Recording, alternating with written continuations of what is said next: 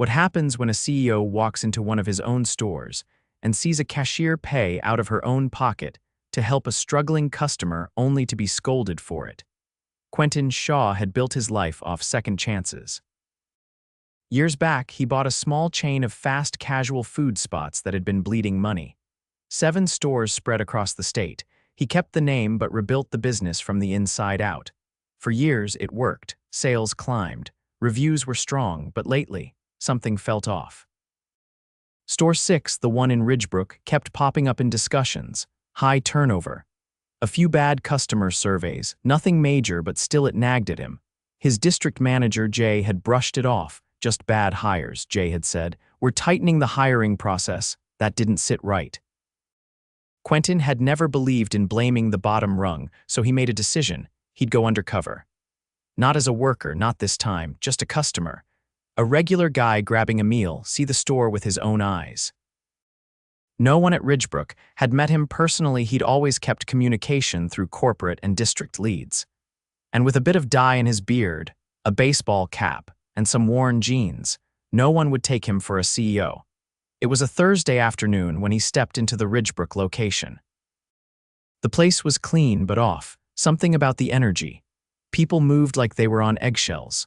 One manager, a tall guy with slicked back hair, kept barking orders from the back. Tables aren't gonna wipe themselves. He snapped at a kid no older than 16 who looked like he wanted to disappear. Quentin walked up to the counter. Behind it stood a young woman, probably in her early 20s. Name tag said Mara. Her brown curls were pulled into a bun and there was a quiet calm to her, like she was holding it together for everyone else. "Hey there, welcome in," she said with a tired smile. "What can I get started for you?" He ordered a sandwich and a drink, paid cash. Watched the room as he waited. That's when it happened. An older woman stepped up to the counter next. Her hands trembled a bit as she opened her worn wallet. She ordered a basic meal, nothing extra. Mara rang it up. "Oh," the woman muttered, her face falling. I'm short." "Shoot." She looked down at her few crumpled bills. She was maybe $1 and change short. I can put something back," the woman began. "It's okay," Mara said quietly. "One sec." Quentin watched, eyes narrowing. Mara reached into her own apron pocket and pulled out a couple of bills. She slid them into the register without a word, handed the woman her receipt like nothing happened. "There you go," she said gently. "Your order will be out soon." The woman blinked, stunned. Thank you so much, dear." Mara just smiled again and nodded. Quentin was about to say anything when the manager stormed in from the back. "Did you just comp part of a ticket?" he barked. "We don't do charity here, Mara. That's not your call." Quentin froze. "It was just $1, Mara said, voice low. "She needed it." "I don't care," the manager snapped. "You do that again, you're off the schedule. You want to feed the world, do it on your own time." Quentin's jaw clenched. "No, that wasn't how things were supposed to run." Mara nodded stiffly and turned back to the register. Her eyes didn't meet anyone's. Quentin walked to a table with his food, heart pounding. He hadn't expected to see something so clear so fast, but he couldn't blow his cover yet, not until he knew the full story. He watched the manager, Rick, according to his name tag, pace the floor like he owned it, correcting workers in front of customers, rolling his eyes, taking long breaks in the back while Mara and the others worked the front nonstop. One kid was mopping up a spill alone while another tried to prep food and handle orders. No help. No teamwork. Just pressure. By the time Quentin left, he'd seen enough to know this store didn't have a hiring problem, it had a leadership problem. He walked out into the parking lot, got into his rental and sat there, hands on the wheel, mind racing. He'd always believed in giving people a chance to explain. But what he saw didn't look like a one-time issue. He needed to come back deeper this time. As corporate maintenance, maybe. Something that would let him stick around, interact, ask questions, see how deep this went. Because if Mara was getting threatened for doing the right thing and Rick was the one calling the shots, then the real problem was sitting in the manager's office. And Quentin intended to do something about it.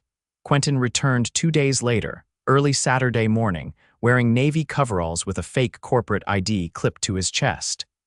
The name on the badge read Illy Warren and his role, Facilities Assessment. It was a real enough title, vague enough to keep questions minimal, and it gave him an excuse to be in every part of the restaurant without suspicion. He arrived just before opening. A bleary-eyed cook unlocked the side door for him. "You're the guy from Regional?" the cook asked, rubbing sleep from his eyes. "That's right," Quentin said. "Here to look at HVAC and water pressure issues. I'll stay out of the way." The kid nodded and disappeared into the back. Quentin stepped inside, clipboard in hand, and took a slow look around. It didn't take long to see how things were running. The kitchen was understaffed. A single prep cook was slicing tomatoes while trying to refill sauces. The ice machine rattled like it hadn't been cleaned in weeks. Over at the front counter, Mara arrived, quietly tying an apron around her waist before checking the coffee carafes. She moved quickly, efficiently, saying little. By the time the manager arrived 10 minutes late, Quentin was already in the back checking the water lines under the sink. Rick breezed in, Starbucks cup in hand, and immediately barked across the room. "Why are the mats still wet? You want someone to slip and sue us?" No one answered. No apology for being late. No acknowledgement of the prep already underway. Rick made a beeline for the office without removing his sunglasses. Quentin waited until the lunch rush before moving up front. He took a seat at a corner table near the counter, pretending to test out the wall outlets. From there, he had a clear view of the register, the lobby, and the line of customers that began to stretch out the door. Mara was alone at the counter again. The other cashier, a younger guy with knots of acne on his jawline, had disappeared around the back. She handled orders without missing a beat, but Quentin could see the signs her posture stiffened more with each passing minute. Her voice grew hoarse. A woman with 2 toddlers in tow fumbled through her order while the kids knocked over napkin dispensers. Mara stayed patient, even offered extra lids when the youngest spilled his drink. The mother looked grateful. The kids laughed. No complaints. But halfway through that same order, Rick emerged from the office, leaned on the counter beside Mara, and said loud enough for customers to hear, "You're too slow. These people are gonna walk out." Mara didn't respond. She just kept ringing items. Rick turned to the mother and said, "Just saying, we've got a timer to meet. Hope you're not ordering the whole menu." The woman blinked, startled. "I'm sorry, it's fine," Mara said quickly, trying to smooth it over. "We've got it." Rick didn't move. He just stood there, arms folded, watching. Not helping, not stepping in, just making the space smaller. When the mother and her kids left, Mara turned slightly. "Please don't do that in front of customers." Rick raised an eyebrow. "Do what? Hold you accountable? You embarrassed her." "No, I embarrassed you." "She'll survive." Quentin stood slowly and walked to the back, pretending to check the thermostat near the prep area. He found the other cashier leaning against a shelf, scrolling on his phone. "You on break?" Quentin asked casually. "No." "Just waiting for things to chill out." Quentin glanced at the empty line. "Long wait," the kid shrugged. "Mara handles it better." Quentin returned to the dining room and watched Mara push through the next few customers. Her face stayed composed, but the pace was breaking her down inch by inch. There were no backup hands, no support from management, just pressure. Around noon, a delivery driver came in with a shipment. Quentin offered to help unload as part of his assessment, and the driver didn't protest. As they moved boxes into the back, Quentin saw it again: Rick sitting in the office, feet on the desk, laughing into his phone. Not a single glance at the floor. The boxes weren't labeled correctly. Some of the frozen goods were already sweating through their packaging. One box of lettuce had a tear in the side where something had leaked in the truck. Quentin took photos quietly. When the driver left, he approached Mara behind the counter.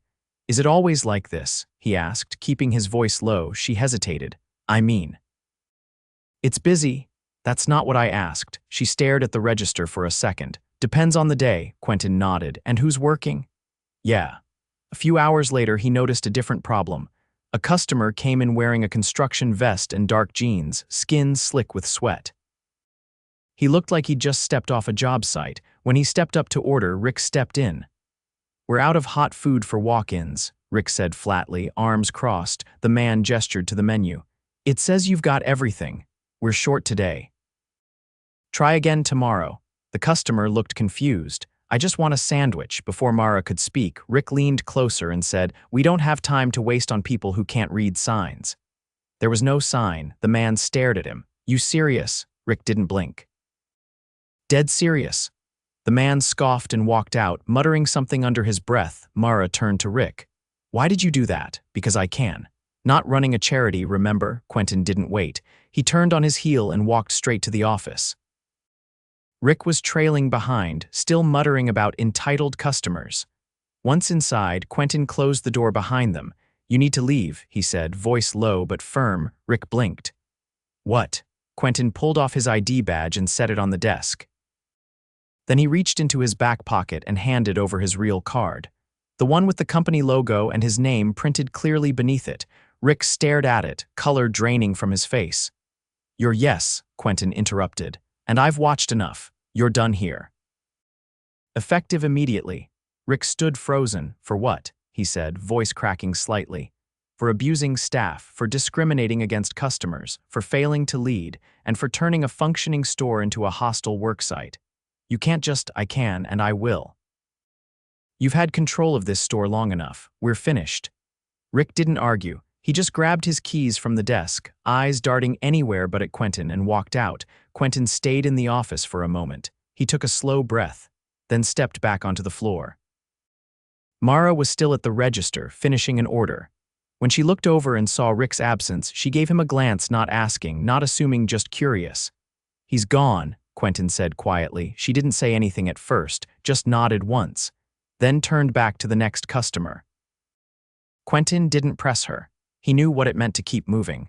But inside, he was already making a list, not just of what needed fixing, but of who had been keeping this place afloat while leadership failed them, and who deserved far more than they'd been given.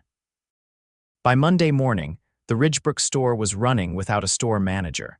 Quentin had stayed behind after Rick left, quietly contacting HR to begin the termination paperwork. There was no ceremony, no dramatic confrontation with the rest of the team, just a clean, immediate removal. Rick wouldn't be back, but absence alone didn't fix the problems. The next morning, Quentin arrived early again, this time wearing a company-issued polo with no alias, just his real name and a simple explanation. He was there to support the transition period. No one asked for details. Most of them already knew something serious had changed. In the break area, Mara was pouring hot water over a tea bag when he stepped in. She glanced up, searching his face for context. I wanted to thank you, Quentin said, for how you handled yourself last week. She didn't say anything right away, just stirred the tea then. I figured it wasn't normal for someone like him to last that long. It wasn't, and I take responsibility for that. She finally looked at him. You're the one who owns the place. I am. She nodded once, then turned her attention back to her cup. Guess it explains why you were asking so many questions. I needed to see the store without the filter, and I saw enough. She let out a breath, not annoyed, just exhausted. We've just been trying to keep things together. I know, and I'm not just here for damage control. We're going to start fixing this. She didn't respond, not with words, but she gave the smallest nod, and that was enough. The store opened at 7. Quentin stayed on the floor for the first few hours, not as a manager, but as support. He ran food, helped clean the soda machine no one had touched in days, and restocked the front with utensils and napkins. No one objected. Most looked relieved.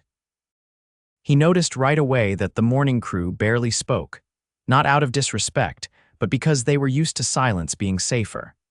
The smallest mistake under Rick had drawn public scolding. Now they were waiting to see what came next. Around mid-morning, Quentin asked the assistant manager, a lean woman named Trina with short, tightly coiled hair, to join him in the back for a minute. I need your help, he said, once the door shut behind them. She folded her arms but didn't lean back. We all do. You've been here how long? 2 years. Started as a closer. And you stayed. I've got a daughter in school, needed the hours. I figured I could outlast him. Quentin nodded. I should have known what was going on here sooner. Most people don't ask. I'm asking now. She studied him for a second. Then here's the truth. We're short 3 people on every lunch shift. We've got a prep list that gets started 2 hours late most days, because no one's scheduled early enough. And every cashier that's lasted more than a month is afraid to call off because they think they'll be dropped from the schedule. Understood. And we've got one person, Mara, holding this place together. If she quits, this store crumbles. Got it. She hesitated. You really going to do something about it? Already started. He walked her through the plan. An immediate search for interim leadership, paid overtime for anyone willing to take extra shifts this week, and a full audit of scheduling practices to be completed by Friday. Trina didn't smile, but her shoulders dropped slightly. All right, she said. Then I'll stay late today, but I'm not doing this twice. You won't have to. By mid-afternoon, things were already running with less tension. Not smoother, there were still delays, and the prep area was behind, but the staff no longer looked like they were bracing for impact. Quentin rotated between stations, helping wherever the pressure built up. He manned the grill when the line cook fell behind. He restocked the chip shelf after a rush. He answered the phone when someone from corporate called about inventory. He took no breaks. Around 3, a new hire arrived, Kenny, maybe 19, with wide eyes and a stiff walk. Trina introduced him quickly, then sent him to shadow Mara at the front. Quentin watched, waiting to see how she'd handle it. She didn't hesitate. She handed him a printout of the register layout, walked him through the screen, then had him observe 3 transactions. By the 4th, she nudged him forward to take over. She stood beside him, offering quiet corrections only when needed. When a customer asked for no onions and Kenny forgot, Mara didn't correct him out loud. She just turned to the kitchen and asked for a quick fix, then pulled Kenny aside calmly after the order was complete. You're doing fine, she said, voice even. Just slow down a little. Quentin didn't interrupt. He just wrote her name at the top of a page in his notebook. Later that evening, he stepped outside to take a call from HR. As he leaned against the wall, the evening shift arrived. A young woman in a faded hoodie and cracked sneakers walked in, glancing nervously at the storefront. She paused when she saw him. You work here? She asked. I do today, she nodded slowly. Just checking. I don't want any surprises. There won't be. She walked inside. Quentin followed a few minutes later and found her in the back, tying her apron. Trina was giving her a quick rundown of the evening's expected flow, and Quentin caught the tail end. Just keep your head up. We're doing things different now. That night, Quentin stayed until close. Helped sweep the dining room, wiped down the prep tables, and took inventory of what was missing. He watched how the team moved, still cautious, still quiet, but with flickers of trust beginning to return. At the end of the shift, he gathered the crew near the front register. Only 6 of them remained: Trina, Mara, Kenny, 2 kitchen staff, and the young woman from earlier. Her name was Danny. I want to say something before you go, Quentin began. This week won't fix everything, but it's the start. No one interrupted. An operations lead will be here tomorrow to work with you. I'll stay involved personally until a new store manager is in place. Hiring support is coming from 2 other locations. Full paid. He looked around the room. You've been carrying this store without help. That ends now. I can't undo what you've been through, but I can make sure it never happens again. Still, no reactions, but their eyes held him longer this time. They were listening. You'll see changes, he said. If anything feels the same as before, I want to know. Directly. He handed out printed cards with his email and phone number. These go straight to me, no middlemen. Mara looked down at the card, then folded it into her pocket. Quentin didn't ask for thanks. He didn't want it. He just wanted to earn their trust back. He turned to leave, then paused. Mara, he said, can I speak to you for a second? She followed him outside, where the street was quiet and the air had cooled. I'm not going to put you on the spot, he said. I just need to ask, what would it take for you to step into a leadership role here? She blinked. Me, you've been doing the job already. Training, stabilizing, managing tension. You've got instincts most people never learn. She took a long breath. I don't know. I never thought of myself like that. You should start. I'd have to think about it. I hope you do. There's a development program we can enroll you in. Paid, structured, no pressure, just an option. She nodded slowly. All right. That's all I needed. She turned back toward the doors. See you tomorrow. I'll be here. As she disappeared into the building, Quentin stayed behind for a moment, staring up at the darkened sign above the restaurant. The place still needed a lot of work. But for the first time in a long time, it felt like it was finally heading in the right direction. By the following Thursday, Ridgebrook was no longer operating on fumes, but the cracks were still visible.